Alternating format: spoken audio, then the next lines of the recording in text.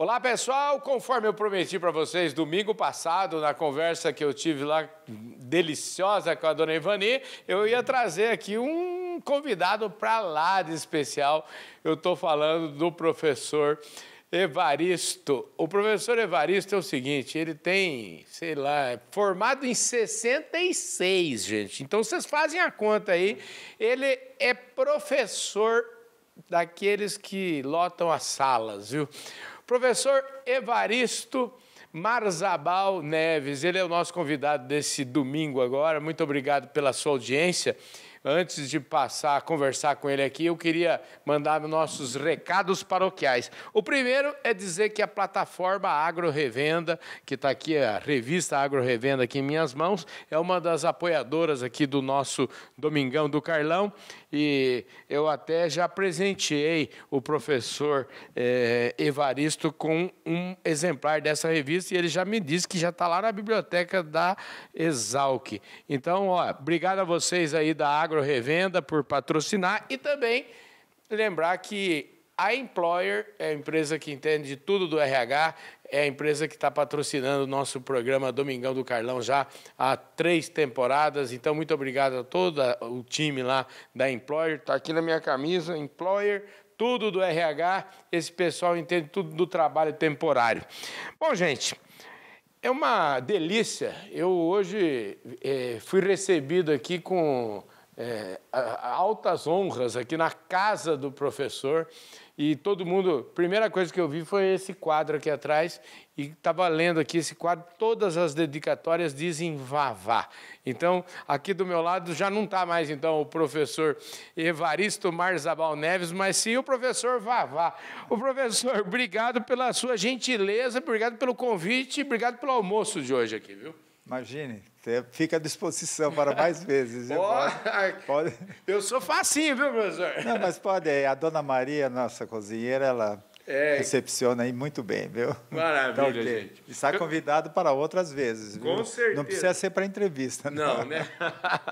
Ô, gente, a gente está gravando esse programa, que delícia que foi hoje aqui, esse papo gostoso.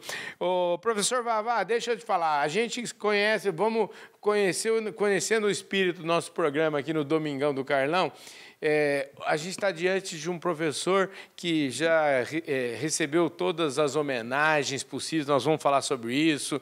Ele é, enfim, o concurso aqui, é um cara top, é da mais alta das prateleiras aí do mundo acadêmico e todo mundo tem história, professor. Eu queria que o senhor começasse contando um pouco essa sua história. Aonde que começou essa vocação de ser professor? Me conte um pouquinho da sua história, das suas origens, das suas raízes. Onde é que elas estão? Então, bem, vamos voltar no tempo, né? Uhum. Eu acredito que nem você era... Seus pais não eram nascidos.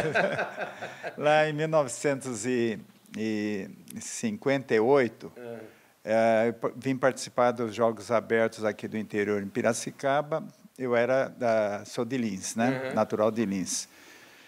E nós perdemos logo, mas na delegação de Lins ainda permaneceu. Uhum. E eu tinha aqui um conhecimento que era um amigo também, que eu tinha conhecido em Itararé, que o pai dele era promotor público, né? Uhum. O Pádua. E depois também ele jogava basquete, e ele falou, olha, aqui tem passeios, né, bonitos e tal. Você não quer conhecer a escola agrícola? Tudo bem. Daí pegamos o bonde, né, atrás da catedral, porque ao longo dos meus 5 anos aqui, de 62 a 66, o bonde era o meu meio de transporte, né, o bondinho nosso. E fomos lá. Logo que nós adentramos, quem conhece a Exalc, lá o portão principal, e eu vi aquele parque, né, que o nosso parque é um parque inglês, né, de uma beleza, eu falei, nossa mãe, um dia acho que, né, eu venho aqui fazer o curso. Tá? E ao longo do curso falei, não, aqui vai ser o meu destino futuro, né? Tanto assim que eu batalhei até voltar em 1972, que eu vim dar aula, né? Daí fiquei. Então, foi como um amor à primeira vista, né? Daí eu terminei o científico, né, em 1959, mas não tive jeito, como eu jogava basquete, tinha um tenente lá do Exército, né? Lá era 4º batalhão de caçadores, eu acabei ficando, né? Poxa vida, daí o ano 60. Em 61 eu vim fazer aqui o cursinho, tá? Sempre com a ideia que meu futuro, né, seria a Exalc, tá? E ingressei em 1962. Daí até 1966, né, fiz aí o curso, né? O senhor é a família, né, um pouco da sua família, eu acho que se tem uma coisa que eles valorizavam muito era a educação, né? Porque para entrar aqui, eu imagino que o senhor precisava ser um bom aluno lá atrás, né? Pegando o histórico, né, meu avô paterno era o ferroviário, né, da Santos Jundiaí, aquele tipo português austero, né? O meu pai, a mãe, né, ali naquele tempo não tinha hospital, essas maternidades, né, tal. Ela veio a falecer, né? Que seria aí a mãe, né, minha avó. Sua avó. E daí meu pai conviveu, né, com o pai e a madrasta, mas aos 12 anos ele se mandou para trabalhar lá em São Paulo. Depois ele, como viajante, né, ele, porque a minha mãe era de Promissão, natural, meu avô Evaristo, né, minha avó Catarina, né, tinha residência e os filhos lá. E meu avô Evaristo tinha uma pensão lá. E meu pai ficava lá, né, ficou hospedado, pronto, amor à primeira vista também, e acabou casando lá em 1930. Daí ele foi para Lins, né? Ficou lá toda a vida em Lins, né? Era juiz de paz, tinha lá um comércio, né? E se dedicou a vida toda lá para Lins. Mas o que ele ensinou, passou, era o seguinte, dizia sempre para mim, filho, você pode, né, escolher a profissão que você quiser, tudo pode, né? A única coisa é o seguinte, a herança que eu quero te dar é educação. Porque ele falou, eu não tive essa oportunidade, né? Ele fez até o segundo ano de grupo naquela fase, imagine, ele é de 1907, né? E daí eu, né, tentei aqui, eu lembro até hoje que naquele tempo era escrito, prático e oral, né? E era aqui mesmo, dentro da Exalc. Então, eu estava saindo da última prova, né? Falei, pai, acho que não deu, quase chorando, tal. Ele deu aquela mensagem assim, filho, não só de pão vive o homem. Legal. Lembre-se que eu quero deixar, né, como herança educação. Se você quiser voltar para cá, pode vir que, né, eu garanto, tá? Pode vir. Certo? Depois, sim, você vai cuidar da sua vida, entendeu? Então, foi assim, tanto assim que morei em República, nossa República eram, né, 10 colegas, E você recebia mesada também? Não, naquele tempo era mesada. A sorte é que era uma escola pública, né? Então, você não tinha mensalidades, era mais os gastos de manutenção, ali, República, né, tal. Daí eu lutei para conseguir uma bolsa, né? Fui atrás de diversos programas. O dia que eu consegui a bolsa, eu cheguei, liguei para ele lá em Lins, e naquele tempo você ia na telefônica, né, que ficava aqui atrás da catedral e agendava, né, para falar.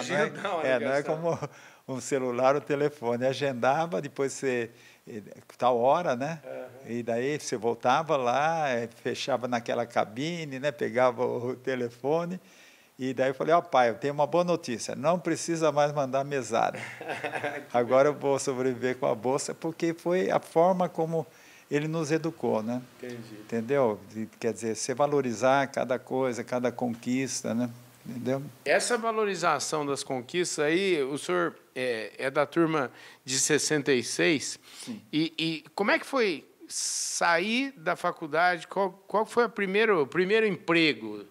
Então, eu passei bem, né? Passei em 6º lugar, mas logo de sair, eu já no primeiro dia, né? Até a formatura foi em meados de janeiro, mas no dia 2 de janeiro eu já estava empregado, né? E foi uma possibilidade de surgir porque estava começando muito a parte de planejamento, né? Porque o que acontece? Quem fazia a engenharia agronômica naquele tempo, era agronomia, né? Na verdade, o que nós formávamos era o que chamava o servidor provinciano.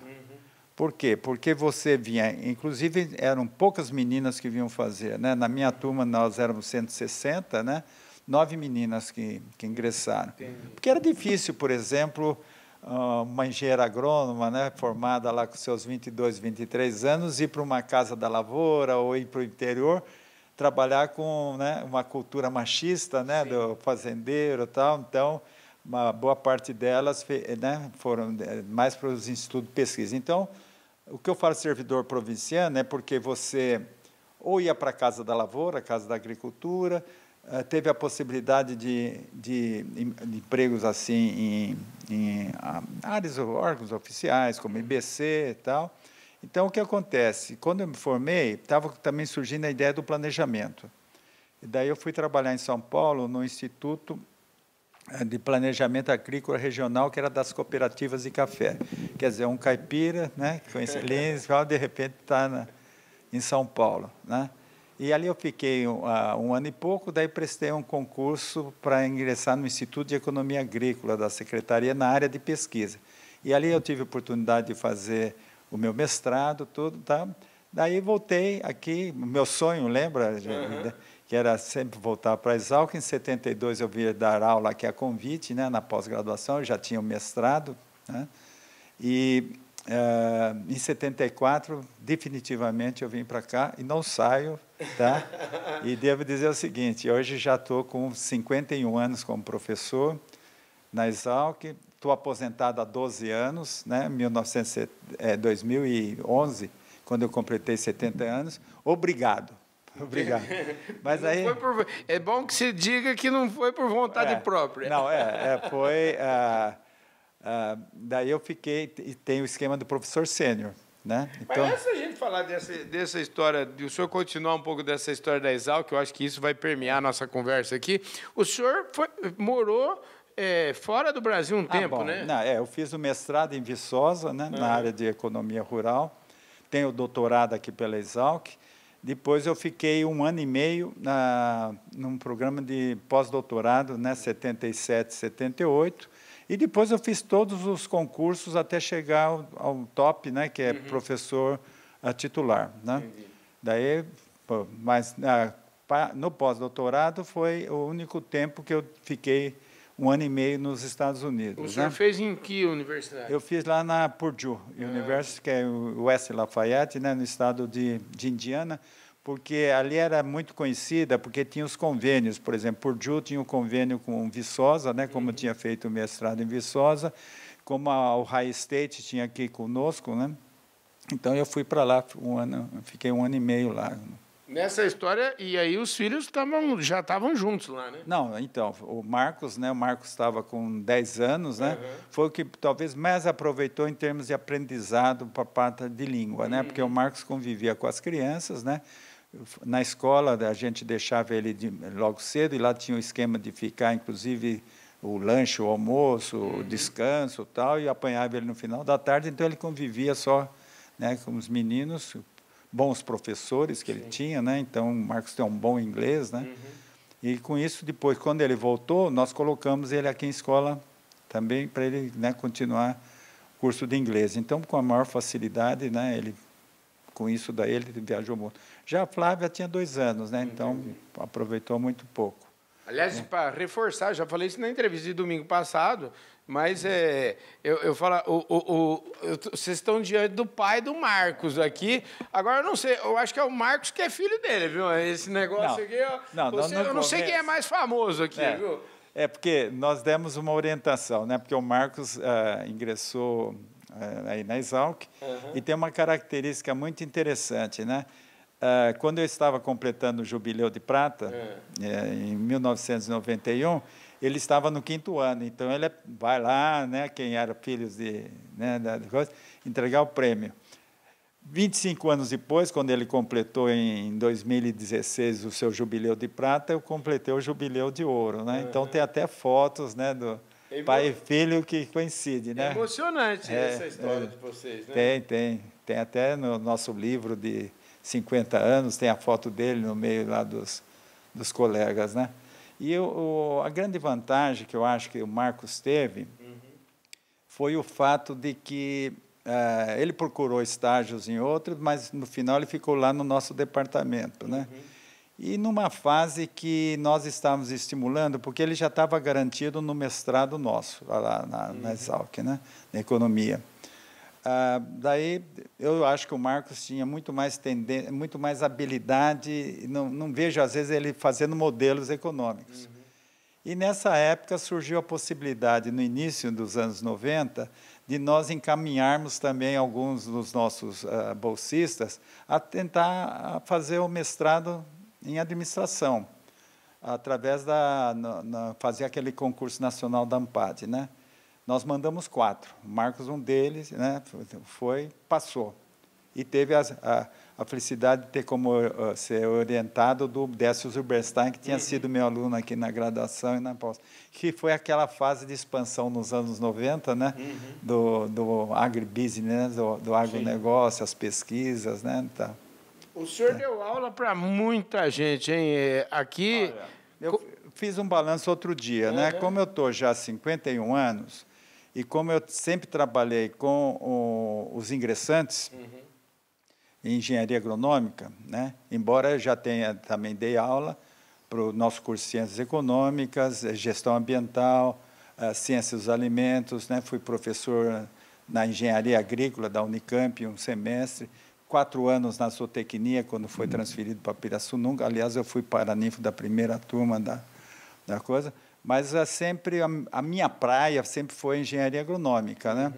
E como eu dou aula para os 200 ingressantes, né, das disciplinas desde o início, então, eu acho que uns 10 mil e poucos já de engenheiros agrônomos passaram comigo, todos sabem quem é a Vavá, né? Eles, essa aí eu fico imaginando, se o senhor está lá, não é por acaso, não. É para o cara, não, ele deve assistir uma aula sua, ele fala assim, não, tenho certeza que estou no lugar certo, hein? Aí você já está jogando confete, não é tanto assim, não. Que maravilha. Eu tenho tanto assim que eles me chamam de Vavá, né? Pois é. Gozado que depois de formado, eles me chamam de professor. Oi, professor. Não, eu quero ser um deles, sabe? Eu me dou muito bem com o jovem, sabe? Na verdade, eu fico imaginando que você, dentro de uma sala de aula, com esse mundaréu de jovem, você fala, aqui é o meu lugar. Aqui é meu lugar, aquilo que eu falei, né? Quando eu deixei a diretoria, né, que eu participei do Conselho Universitário e de uma comissão muito importante, que é a Comissão de Atividades Acadêmicas, e era o representante do interior, né? Eu tinha até um convite para permanecer depois, porque, dada a experiência que tinha. Daí eu falei, professor Jacques Marcovitch, né, que era o reitor, né? Professor Jacques, vai me desculpar, né? O meu mundo é o mundo juvenil lá na Exalc, né? Então, aqui é o meu país, né? Aproveitando lá o Ivan Lins. E estou até hoje lá, já há 12 anos aposentado, estou como professor sênior, né? E também eu quero dizer o seguinte, eu sou muito grato à sociedade paulista e à sociedade brasileira. Né? Pois é, você sabe que esse tom de agradecimento que o senhor está colocando, eu acho que assim, talvez não seja tão comum, e a gente deveria entender que todas as pessoas que tiveram esse privilégio de estudar em escolas públicas, escolas de qualidade como a Exalc, eles estão lá por conta da sociedade, né? Não, natural. Os benefícios que nós temos são imensos, sabe? Então, eu vou continuar. Eu já falei até, a professora Thais, a nossa diretora, foi minha aluna. Sim. O vice-diretor foi meu aluno, né? Todos os candidatos que foram à diretoria, outra chapa, todos meus alunos.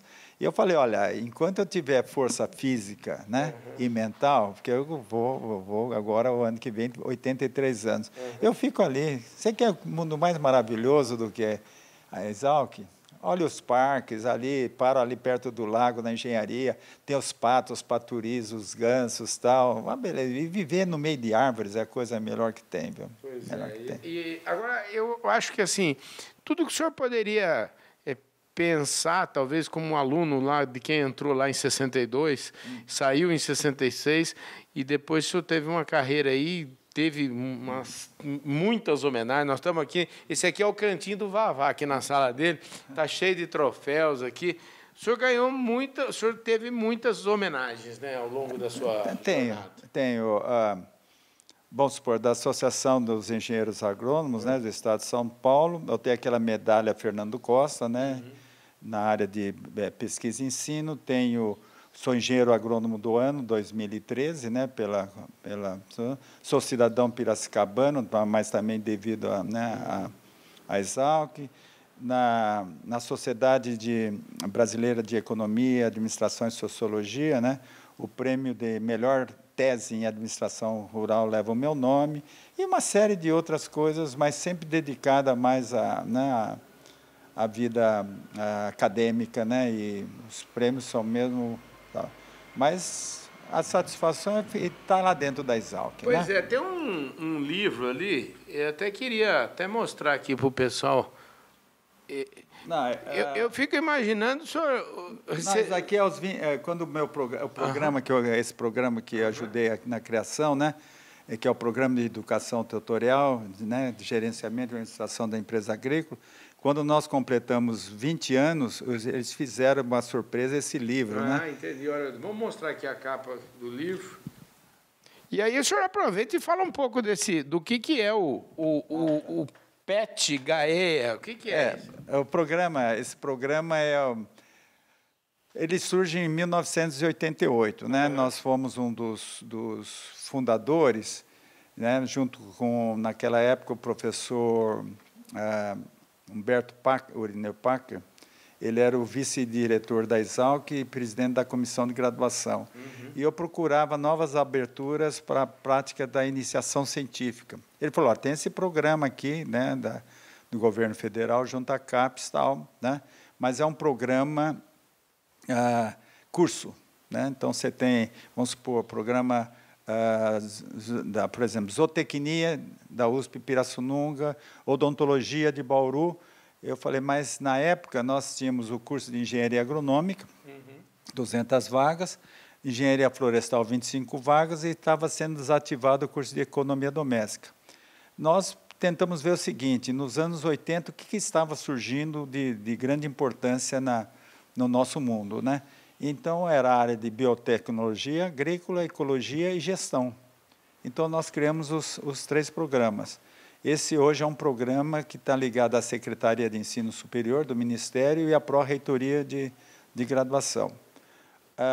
O que é? É um programa que a iniciação científica consta também, mas é desenvolvimento de habilidades, porque uma missão importante da universidade é essa iniciabilidade, pesquisa, ensino e extensão. Então, o aluno pratica todos esses tipos de... Né? E a prática de extensão pode ser, inclusive, junto às comunidades, né? Então, o programa, por exemplo, no nosso caso, PET Escola, então eles vão nas escolas, né? Então, e hoje também com essa inserção, né? Da possibilidade do aluno, né? Da escola pública atuar, então a gente tem ido muito também, vai muito nas escolas públicas, né? Para mostrar as profissões da Exalc, o estímulo, né? E mostrar para eles que eles têm condições de fazer a universidade pública, né? Pois é, então, basta estudar muito, né? Não, justo, mas eles têm, porque se trata o quê? Eu sempre fui um defensor disso, se trata de uma universidade pública, e é mantida, no nosso caso, quem que é ICMS, então, né? Fora depois que você tem também o governo brasileiro a possibilidade de bolsas, né? Então, você realmente cria esse tipo. Então, o trabalho junto à comunidade, né, externa. Tá? O senhor, em um momento, quando o senhor chegou a ser diretor aqui da universidade, da faculdade, né? Foi na gestão 1995, 98. Tá? Qual que é o desafio de... Como é que o desafio de professor é diferente do desafio de um diretor aí? Como é que funciona? Não, mas não é... se você tem bons assessores, como a gente tem, né? Que você tem as diferentes comissões e tal, eu acho que não é um trabalho difícil, não. Não é um trabalho difícil. Às vezes é mais difícil ser chefe de departamento, porque daí é aquele grupo e você... Agora, no caso do diretor, não. Você está, por exemplo, o diretor são 12 departamentos né, que nós temos, né? 7 cursos de graduação, né? Esse é um trabalho grande, porque você tem, por exemplo, ninguém quer sair da Exalc, então todo curso que é criado, vamos supor, você vai no campus de Ribeirão Preto.